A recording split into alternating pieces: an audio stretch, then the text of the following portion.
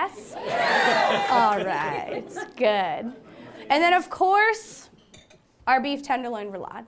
All right, so we're going to take a nice solid chunk of beef. We're going to butterfly that open. We're going to roll it up with some sautéed spinach, a little extra virgin olive oil, salt, pepper, roasted reds, and garlic confit.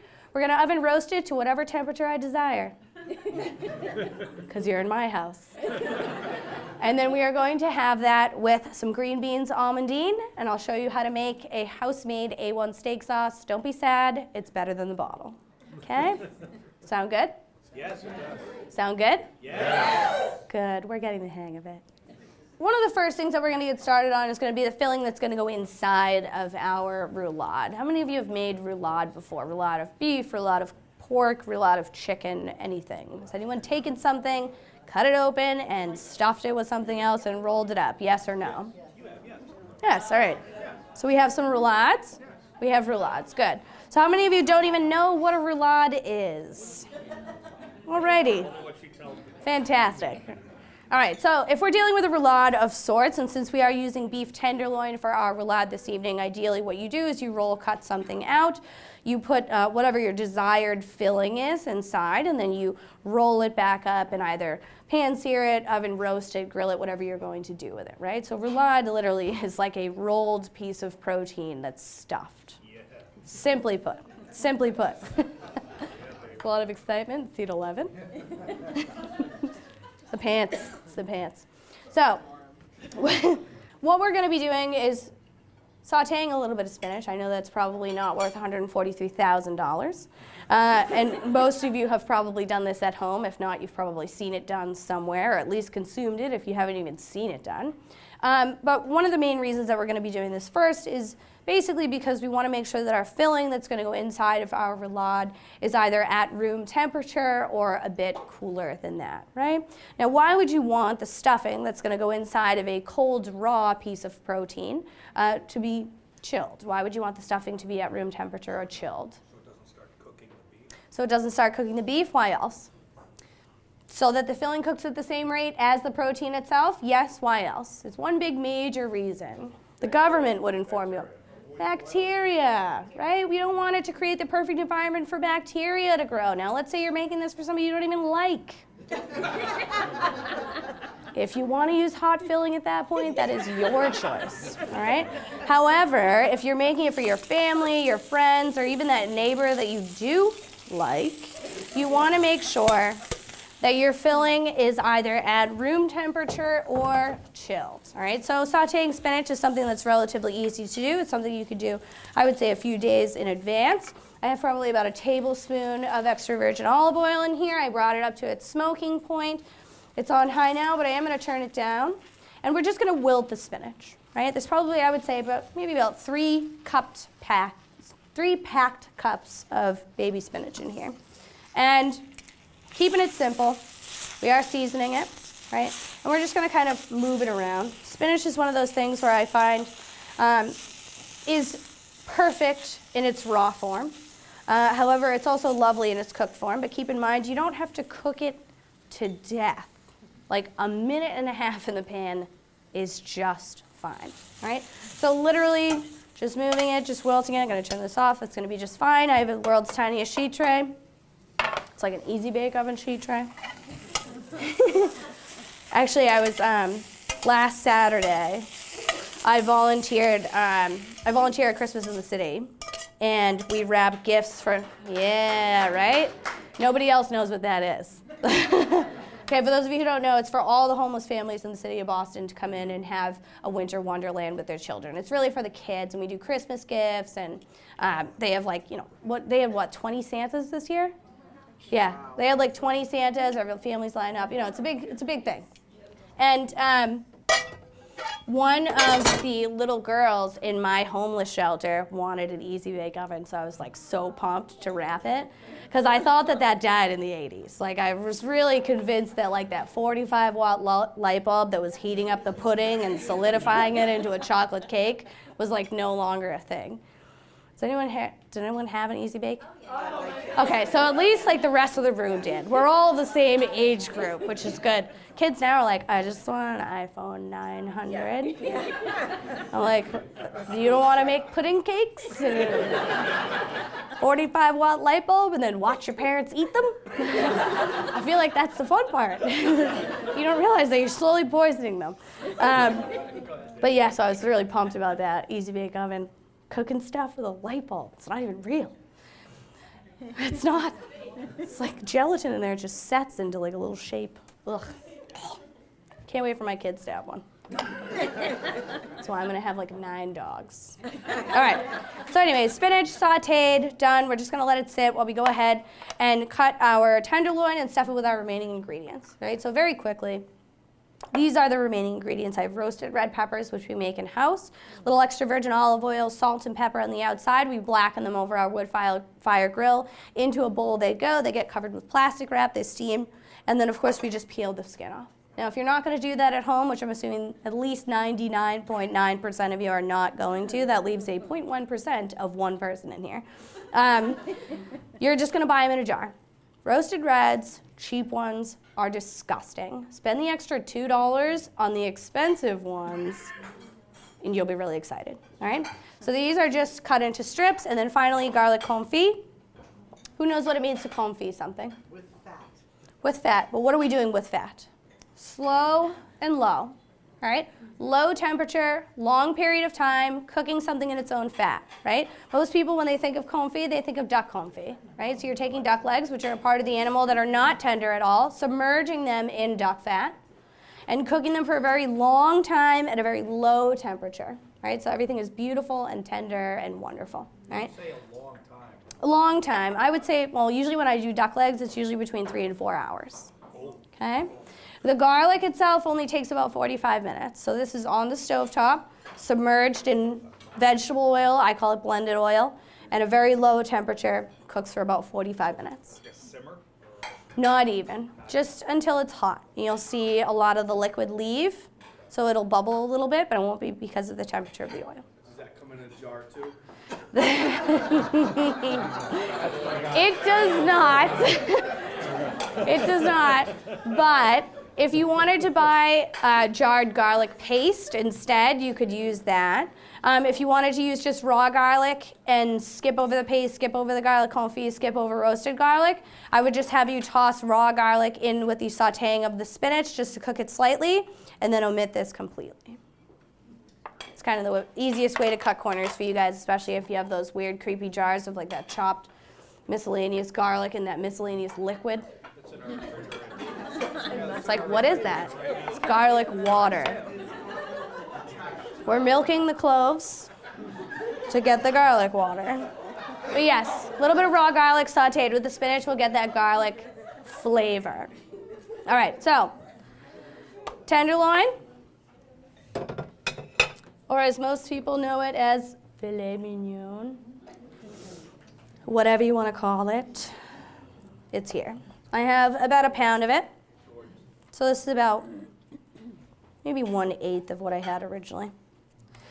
And all we're going to do is butterfly it open, large enough to the point where we have multiple surfaces to work with, right? So we're just going to cut small bit on the bottom, keeping it relatively thin, okay? Tenderloin sandwich. This will be a sweet-ass sandwich, but we gotta cook it first, because it's nasty like this. I mean, it's not nasty. I eat this stuff raw all the time, but I'm not gonna do it in front of you guys. Just gonna taste the beef, make sure it's fresh. Stuff is hit as tartare, basically. Just mix it with a little mustard. Raw beef sandwich, delish. All right, so butterflying the first bottom part, keeping it nice and thin, or as thin as we can, right? Normally what I do is a roll cut, so I actually take this and push it sideways while I'm cutting it. I don't expect everybody to know how to do that, so I just butterfly it twice, just to make it easy, okay? I'll go ahead. Nice sharp knife usually helps. Okay.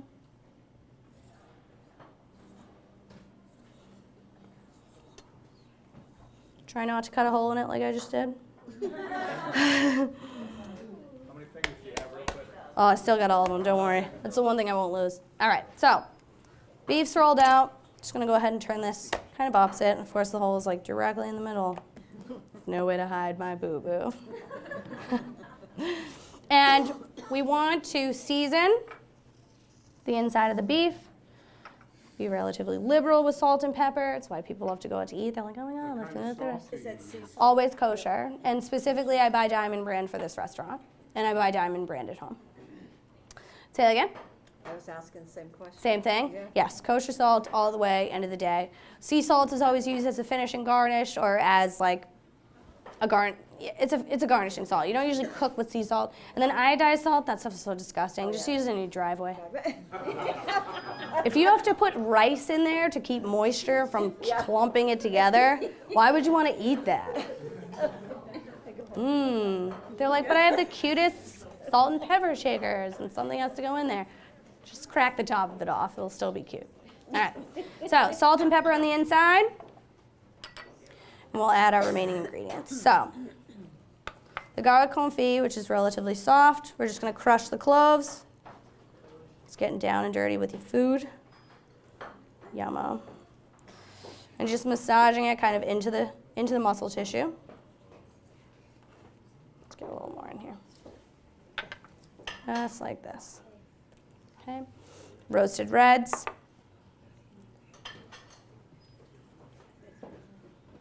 Okay. And then finally the spinach. Now remember with the spinach, it is beneficial to squeeze the 1.5 cups of liquid that's going to come out of it. Spinach is 87% water. All right, so a little bit of spinach. Now guys, if you have food in front of you, I encourage you to eat it while it's nice and cold. People don't usually say that, but they are chilled at this point. Now, I'm keeping a little bit of a border all the way around as far as the filling goes because when we roll it up, all of the filling is going to kind of squeeze to the edges. So you want to give it a little room so you're not losing the majority of it, right? And then literally, we're just rolling it. It is like a jelly roll, but with meat. And then we're going to truss it. Truss the protein. And if you don't have butcher's twine and you don't feel like buying it, you can always kind of jerry-rig it with a couple of toothpicks on the bottom and just kind of sewing weave through them just to keep it together. The biggest thing is that when you cook any muscle tissue, it's going to change shape and it's going to pull back. So you don't want your roulade to unroll. You can buy butcher's twine pretty much anywhere. I'm sure actually the majority of the guys in here have something that looks kind of like it. As long as it's not covered in like lawnmower grease, I think you'll be fine. Okay? No dental floss. No, no. Bad idea. That's how you choke on Christmas. All right, so trussing, cut off any of the extra string. You're like, oh man, I made chicken roulade. Now, we're gonna season the outside of this. We're gonna put this in the oven and cook this for approximately 30 minutes at 400 degrees. Now, I have about a pound of beef tenderloin here. So basically, to the pound of beef, it's 30 minutes, right? So you would adjust accordingly based on how large it is. Now, most people would say, okay, do I have to adjust the temperature? Do I have to do this? Do I have to do that? You would just have to cook it a little bit longer, but keep in mind, tenderloin is not gonna get any larger than this. It's just gonna get longer, all right? So you may not have to adjust the time by that much, 5 to 10 minutes at the most, keeping the temperature the same, all right? This is also the world's largest roasting pan for the smallest roast you've ever seen. This also feeds 2 people. I always allot for 8 ounces of protein per person. I think anything less than that is kind of cheating someone, because there's always someone who's gonna eat a pound of beef. That's me. I have my own spoon roast for Christmas this year. Of course, I have to make it, but that's fine. So this is gonna go in, I'm gonna set it for 10-minute intervals so that we can turn the pan and rotate it and check on it. All right, so first 10 minutes are down. Now, at this point, we can go ahead and put our sauce together. And this sauce is incredibly easy. In fact, I find that most people have almost all of the ingredients, if not all of them, in their cabinet already. So first thing I'm going to do is just cut up a little bit of onion. Okay. I need probably, this is just regular old Spanish onion. I never buy sweet onions for anything. I think it's a waste of money because you can take an onion and make it sweet. Like you. Aw, sweetie, let's raise our glasses. Raise your glasses. We're cheering to me. Cheers to me. All right. So I need about a half a cup, really a quarter, but I like onions, so we're going to put a half cup in. And I'm putting a little extra virgin olive oil here in my sauce pot. And we're just going to sweat our onions while we go through our remaining ingredients. So regular old Spanish onion, half of a cup. I'm a big fan of onions. I think that eating onions and garlic is going to keep me alive for an exceptionally long time. Isn't it? That's what I think. What's the difference between sweating Say? and sauteing? It does counteracts all that wine I drink on a regular basis and then the pounds of butter that I consume every day. What's the difference between sweating and sauteing? Okay, so sauteing is like an action, isn't just an action of cooking, period. You can saute anything. You can saute things and sweat them while you saute. You can caramelize things while you saute. Saute is more so the action. Sweating is the method going along with the action. So, yes. So sweating, when I think of onions, there's really kind of two things that you do with onions. You caramelize or you sweat, one or the other. Caramelize is achieving color over an extended period of time. Sweating is merely sweetening, softening, and then having the onions become slightly translucent without achieving any sort of color. Now let's say you did. You walked away from the onions. You didn't burn the ever-living daylights out of them, but you did caramelize them slightly, in theory. Kitchen's not on fire when you come back. That's totally fine because the sauce is brown. Now let's say you were making, like the last dish that I just did was white rice and wild rice medley, but it did have some onions in it.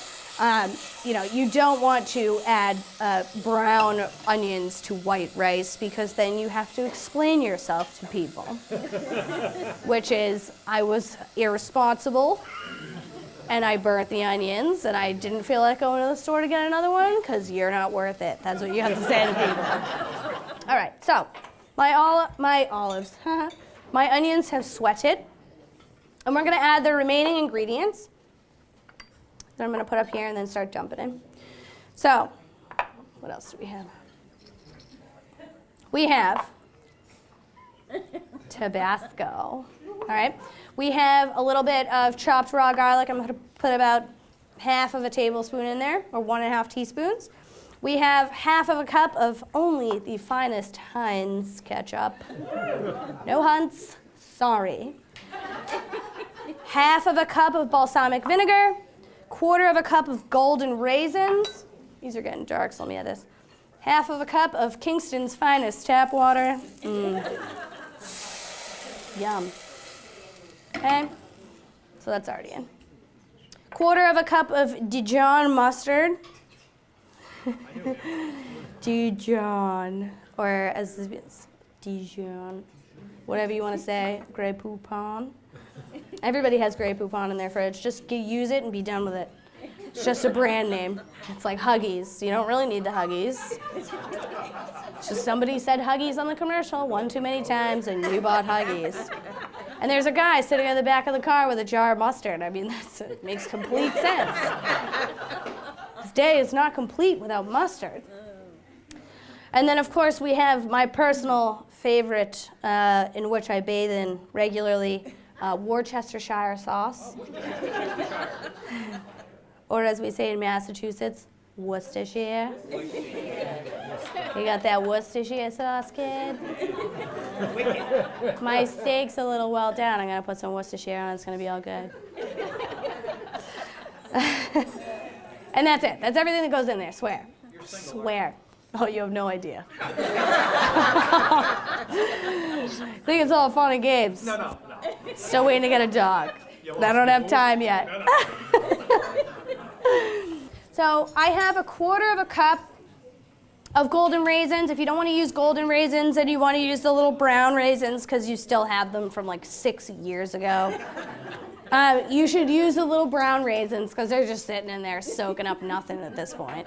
So 1/4 cup of raisins of your choice. I don't use brown raisins because they freak me out because they look like something else, which if anyone has, like, I'm sorry, but if you've ever, no, we're not even going to talk about it because most of you laughed, so your mind all went to the same place. We're good. So 1/4 cup of raisins, 1/2 cup of balsamic vinegar. It doesn't have to be of a crazy high quality. It just has to be a dark balsamic, not a light balsamic, okay? 1/4 cup of Worcestershire sauce. I put Worcestershire in everything. Everything. The other day I was dumping some of it into my delicious clam chowder. And one of my buddies was like, that's gross. And I was like, you're not eating it, so I don't really care what you think about my food.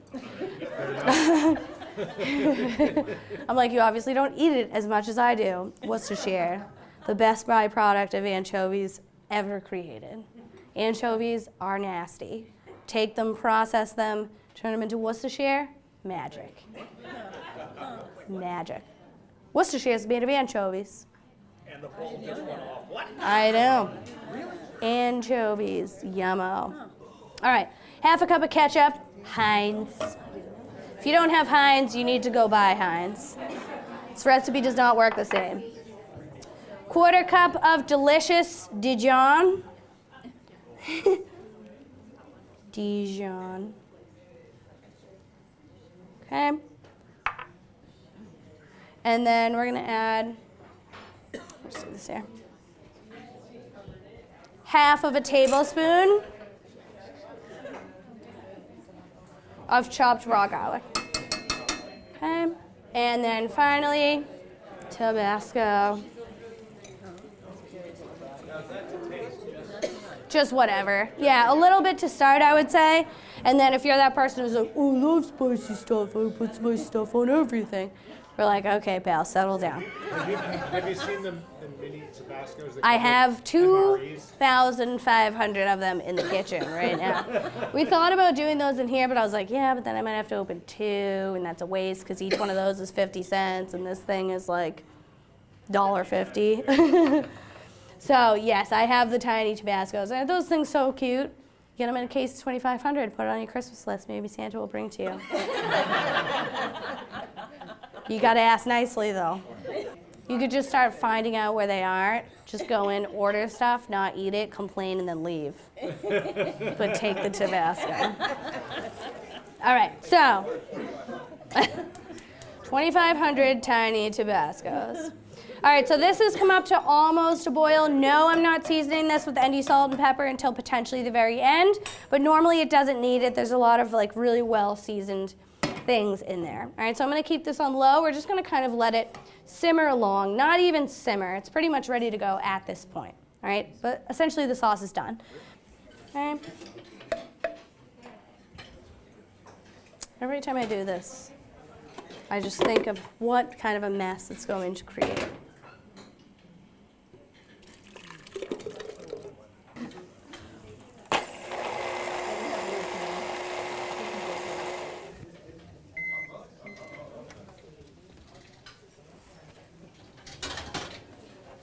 All right, protein's done. Green beans are almost done.